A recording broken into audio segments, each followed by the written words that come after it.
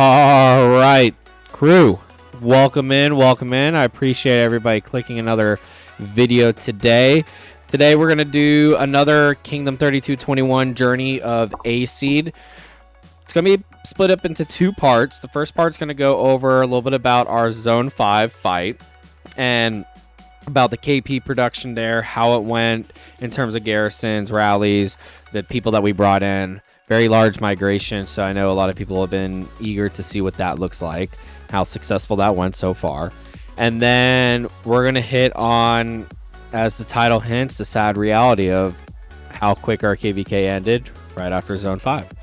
So without further ado, let's get right into it. Initial thoughts, Zone 5 was an absolute blast. If you checked in on streams, it was quite a fun time. Great reports, great KP to earn. I finally hit over my 20 billion KP mark, so I was very happy about that. Made a lot of good memories with the team. The initial stress and anxiety surrounding being in leadership and being a king in terms of a big migration was just to see how 3221 performed without having any basis of what we were like with the new chess pieces that we had. Absolutely blew me out of the water. Shout out to everybody from 21 that is watching this video. I am undoubtedly proud of each and every one of you guys for showing up and kicking butt in the field. It was an absolute blast. There was a lot of players that surprised me in terms of definitely proved their spot here in 3221, and there was a lot of players that we knew that we were going to lean on and be absolute dogs, and they proved out to be absolute dogs.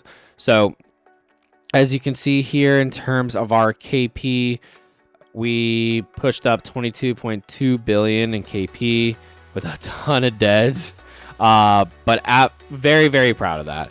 We are the 4th on the list in terms of the overall KvK, and then crushed it in terms of being right behind 2422 with a massive power difference. So that was awesome. I felt incredibly proud of my team and my squad and where we at. Pokemon Legends, shout out to you, man, and Goat at 2422. You guys are absolute beasts, pushing out insane KP and always being on the field. But notable people on our list, Iceman Boggs, so much fun playing with you and getting to know how you play out there.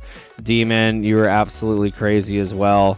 And then moving down the list, Quiet with his account absolutely crushed it and had some fun. So it was absolutely, I mean, it was crazy. Viper, this guy fights like nobody else I know. I'm pretty sure, yep, Deads was disgusting, and then heal points. You were, where did you end up at heal points? Quiet had a crazy amount and Viper had a crazy amount. So yeah, it was awesome. As you can see as well, I'll put up on the board a little bit about our kingdom overall, and the top 5 kills. Boggs at 78, Demon at 69, Quiet 64, Viper 60, and Torture at 50. Shout out to you guys. I mean, I can't do this type of fighting without you and pushing this kingdom into the right direction for sure. So that was awesome. Overall, the Zone 5 fight was good.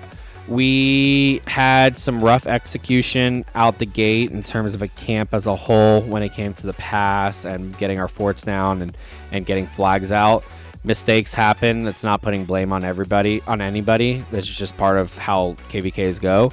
And shout out to Mercia. They did an absolute incredible job in terms of execution and strategy. So it was awesome. I mean, you had the usual 4 drops. And then 2666, as you can tell, is the top in terms of KP here.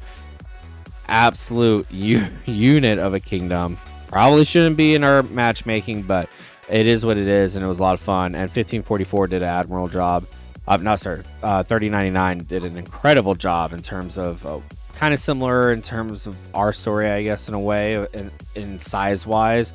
They're a little bit bigger than us, but pulled in a very respectable 21.5 billion in KP. And then 15-14 as well, and 21-16 were right there with them too. So it wasn't like there was a big, substantial, slow or smaller kingdom in that camp. So they had incredible execution too. They had mirroring these forts over on that side, and held out. Overall, it was fun. I really enjoyed. I think it was a 3-day fight, a little bit of exhausting on markers, and everybody showed up. I didn't feel like anybody was pulling too much weight on their own. Rallies and garrisons were pretty fun.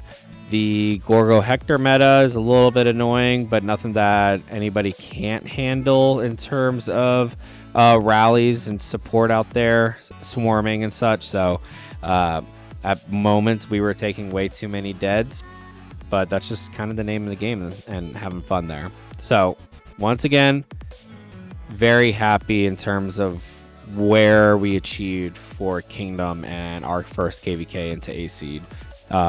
We want to stay around this level. We will be adding in terms of migration, so reach out to me if you're interested in that. There will be Discord links in the chat in the bottom, and of course my stream links as well. So check those out. Stay in touch if you're interested. Unfortunately, the next part of this video is going to be a little bit about the higher level of what went down in Diplo. I don't ever attend my channel to be drama-y. I just want to tell a story from my king perspective, because that's the whole point of my channel, and how I experienced the Rise of Kingdoms as king and leading this kingdom. So I will always hit on it from that point of view. So I'll go super high level. From the very start, there wasn't too much happiness within this matchmaking situation, with the obvious outlier of 2666 being in this KvK. Besides that, like I said in the beginning, the camps were fairly even number-wise, and as you can even see KP-wise, it wasn't like anybody was absolutely not getting any KP in general, and I think everybody expected 2666 to be absolutely dominant. So it was already a push to try to get a 2v2 situation. Some camps wanted a 3v1 situation. There was a weird connection between a R4 in 2666 being the R5 in 2913. So the option of Mercia and Northumbria fighting each other was not ideal or even allowed. Almost like a predetermined ally just by accident. Well, I don't even know if it's by accident, but a little bit weird from like a king perspective of kind of if you're running two different areas or leadership in two different areas and kind of, not avoiding that potential headache for other members within this community, right? I don't even care about from your own perspective, but from our perspective of like the annoyance of that potentially happening in this specific scenario. Now, you can't predict it, but just mitigating risk, right? So that was annoying. And then the most vocal kingdom about not wanting to do 2v2 was the 1514 kingdom in East Anglia, which, again, I don't blame them in terms of nobody necessarily is itching or absolutely loves the thought of going up against a kingdom like 2666, even though myself and Pokemon Trainer were pretty vocal on like, hey, it would have been super awesome to flip sides and just to see how we would have went toe to toe. So I would have personally loved that. That would have been fun. That kind of leads me into the tail end of this, of our Zone 5 fight. Not our Zone 5 fight. So the way that KvK went after Zone 5 fights happened, we were approached and had discussions surrounding more discomfort with how matchmaking was going, and there was certain kingdoms that were way more vocal about that, again justifiably in terms of not wanting to take up that matchup. There was a lot of exhaustion from speed and resources from 3099 and 2116 and 1514, and the internal thought process of a uphill battle and the impossibility of what this KvK was looking like at the end of the day. From our side of the house, I think, being a little bit realist, we could understand that the uphill battle and how even our side of the house was in terms of the Zone 5 fight with Mercia. That would have been an awesome Pass 7 fight. And then leading into Kingsland, the potential or the unknown potential of having a 2v2 and seeing how long one side was drained never came to fruition because East Anglia decided that was kind of the end of the road for themselves. There was a little bit of miscommunication from what I understood on the camp lead level of Wessex making the push to try to figure out some sort of fighting, so nobody was just sitting down for the rest of KvK. And there's a little disgruntled about that in terms of, hey, if the whole matchmaking for KvK changes, we want back in, or we want to edit that. There was split decisions where 3099 and 2116 was full blown, hey, I'm just kind of done no matter what changes. We just want to farm, get some rewards, and call it a day and do a quick pop. There was some split decision with that, with 1514 potentially wanting to get back into the race if for some reason we did like a 2v1 situation agreed upon with other camps. We made work of trying to propose that, but at the end of the day, I don't know if there was enough motivation from the Mercia side and the Northumbria side to take on that risk or take on that fun fight. Northumbria at 2666 and Mercia just wanted to continue the same matchmaking that we decided on the beginning, which rightfully so, I get that, and try to push East Anglia to come back in and not just stop fighting and stop playing. But ultimately that didn't happen, and they didn't want to make any type of wiggle room on our end. So it would have been, and still is, going to be a 2v1 situation. Our camp is still going to build into this zone. We're still going to set up potentially for a Pass 7 and might just play around and have some fun in the altars and such. But effectively and sadly and disappointingly, because it was a blast, this KvK is done.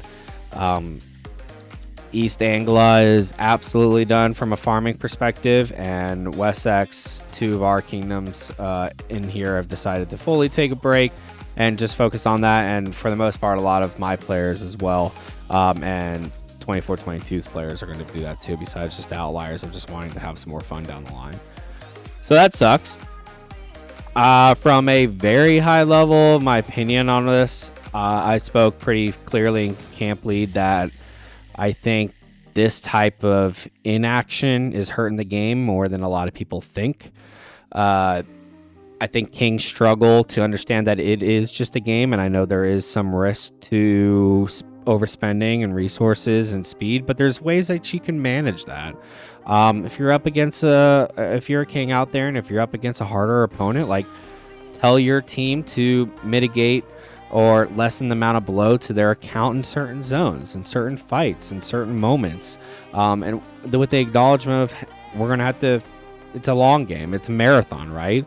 KvKs are not won in Zone 5, nor should they be overexerted. KvKs, I've always said for the longest time, are lost in Zone 5 if you're over trying and you're overtaking dead. So it's just unfortunate, the byproduct of an overarching matchmaking problem, an overarching, I think 2666 was on like their 6th registration or something crazy along those lines. You can fact check me if you want. It's unfortunate that overarching of being in our matchmaking trickled down to that, letting somebody ruin their own impact on this game, which therefore then ruin a lot of other people's impact and spend and level of wanting to play for everybody else. These scenarios, whether you're in that situation or not as a kingdom, it sucks. Nobody's ever going to say that you're in a good spot, but it's about what you do with it. It's how you can control yourself and your kingdom. We didn't have a very winning type KvK for Zone 5. We were in some bad TP spots, and we made best of what we could do and had a blast while doing it.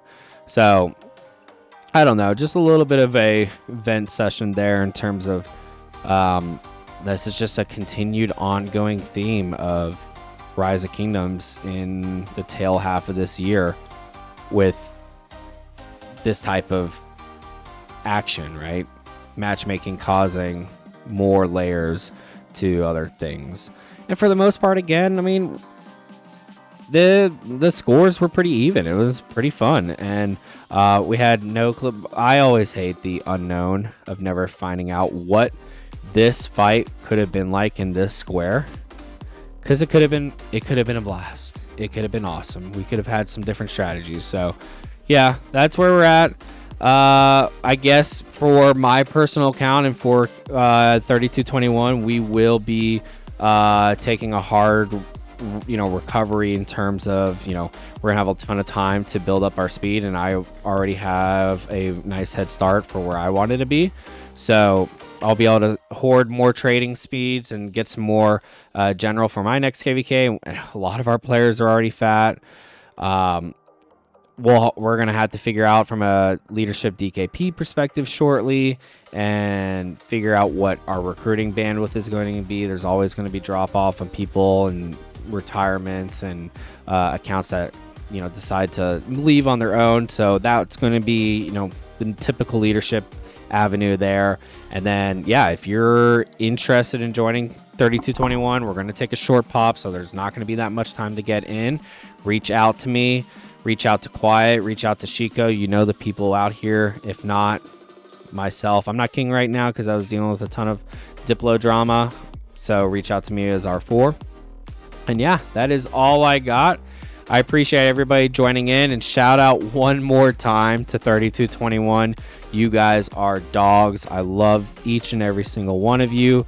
It was just awesome, and I love it, and I appreciate all of you being behind me and having my back no matter what. And I think that is awesome, and I love the community that we have built and the laughs and the tears and the joys that we had for this Zone 5 and the screaming. So it was awesome.